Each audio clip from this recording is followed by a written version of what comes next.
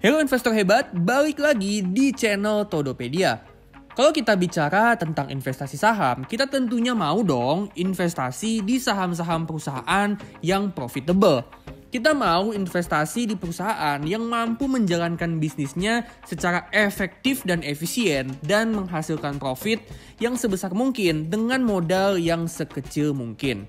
Nah, di video kali ini kita akan cari tahu nih, dari 15 saham teknologi dengan market cap terbesar di indeks S&P 500, mana sih saham yang paling profitable? Sebelum kita mulai, seperti biasa, jangan lupa subscribe dan jangan lupa tekan lonceng notifikasi supaya teman-teman dapat terus update-update tentang channel Todopedia. Nah, tanpa lama-lama lagi, kita langsung aja mulai.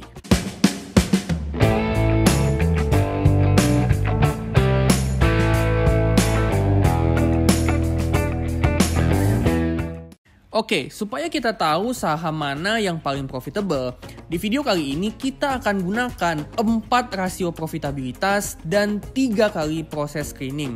Saham yang paling profitable itu adalah saham-saham yang mampu melewati 3 kali screening tersebut. Di sini rasio yang akan kita gunakan adalah return on equity, net profit margin, free cash flow on equity, dan free cash flow margin.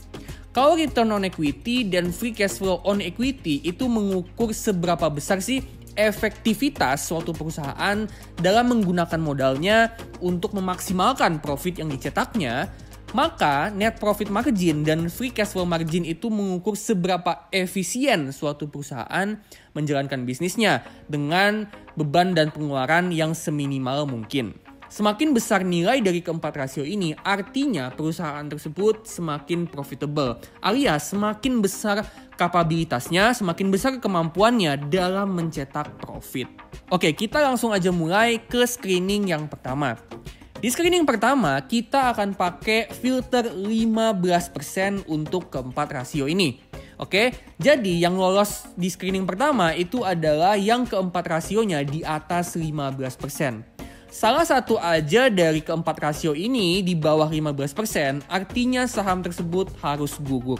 Nah, di sini kita dapatkan data dari keempat rasio profitabilitas dari ke-15 saham teknologi dengan market cap terbesar di indeks S&P 500. Nah, berdasarkan screening pertama, yaitu keempat rasio itu harus di atas 15, ternyata kita dapatkan bahwa untuk Tesla, Amazon, Netflix, CRM atau Salesforce, dan Comcast ternyata tidak memenuhi syarat lolos screening pertama.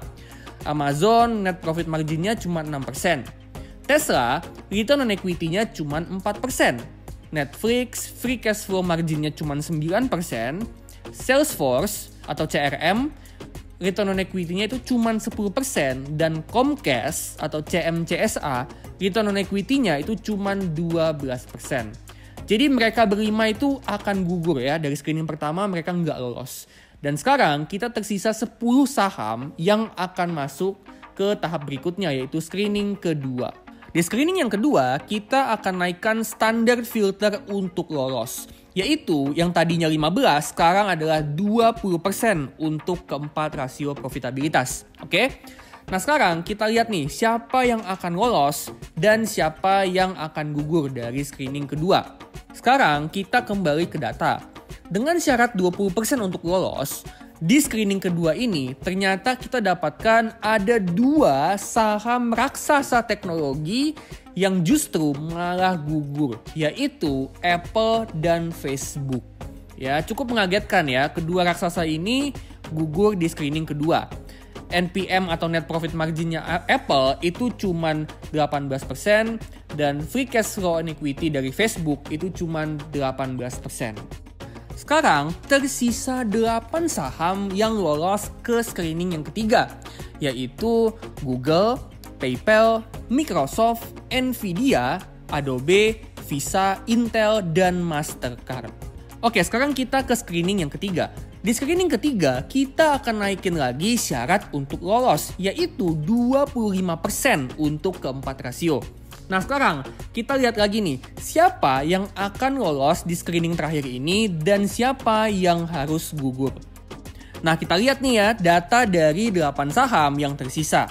Ternyata dengan filter 25% untuk keempat rasio, kita dapatkan bahwa untuk Google, PayPal, dan Intel ternyata nggak memenuhi syarat screening dan harus gugur di screening yang ketiga. Google, return on equity-nya cuma 23%. PayPal, net profit margin-nya cuma 22%. Dan Intel, yang keempat rasionya mendekati 25%, tapi nggak ada satupun yang melebihi 25%. Nah, di sini kita udah dapat 5 saham yang lolos dari screening 1, screening 2, dan screening ketiga. Oke? Nah, sekarang kita akan cari tahu dari kelima saham ini siapa sih ranking 1, 2, 3, 4, dan 5-nya. Oke? Ranking ini akan ditentukan berdasarkan rata-rata dari keempat rasio. Yang punya rata-rata tertinggi, dialah yang jadi juaranya. Nah, ternyata berdasarkan rata-rata dari keempat rasio, kita bisa dapat nih untuk ranking 1 sampai ranking 5-nya. Ranking kelima ditempati oleh Nvidia dengan rata-rata rasio sebesar 30,12%. Berikutnya di ranking keempat ada Microsoft dengan rata-rata 38,24%. Ranking 3 ada Visa di 39,67%. Terus ranking 2 ditempati oleh Adobe dengan 43,09%. Dan sang jawaranya yaitu adalah Mastercard dengan 71,63%. Jadi dari sini kita bisa dapat kesimpulan bahwa Nvidia, Microsoft, Visa, Adobe, dan Mastercard, mereka berlima adalah saham-saham teknologi dengan tingkat profitabilitas yang paling tinggi. Nah, sekarang kita udah dapat nih ya, top 5 saham teknologi yang paling profitable. Terus apakah kita langsung hajar kanan untuk kelima saham ini? Ya tentu aja enggak ya teman-teman ya.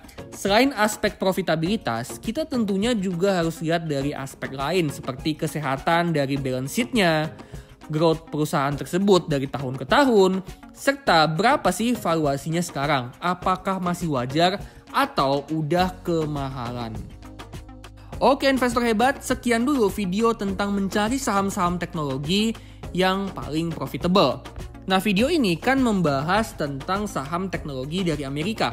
Nah, mungkin teman-teman ada yang bertanya, gimana sih caranya kita investasi saham teknologi yang ada di Amerika? Gimana sih pakai aplikasi apa? Nah, gue pribadi pakai aplikasi GoTrade. Ya, di situ kita bisa trading, kita bisa investasi saham Amerika, terutama saham-saham teknologi, itu mulai dari $1. Jadi teman-teman nggak harus beli satu lot.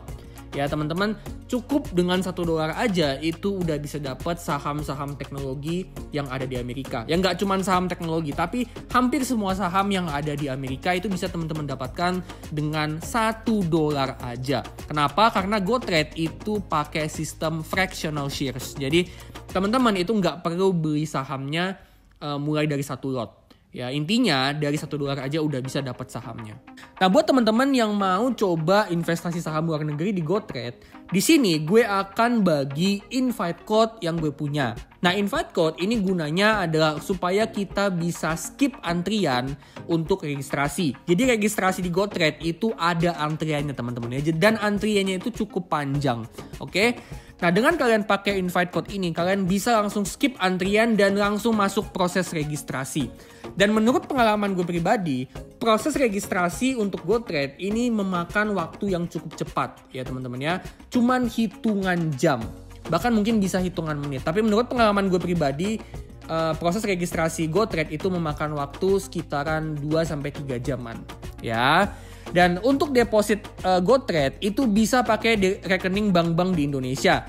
Di antaranya ada BRI, Bank Mandiri, dan Bank BNI. Nah sedangkan untuk Bank BCA, untuk sekarang sayangnya belum bisa ya teman-teman. Jadi buat teman-teman yang mau deposit dari Bank BCA, itu untuk sekarang teman-teman harus transfer ke virtual account dari Bank BNI.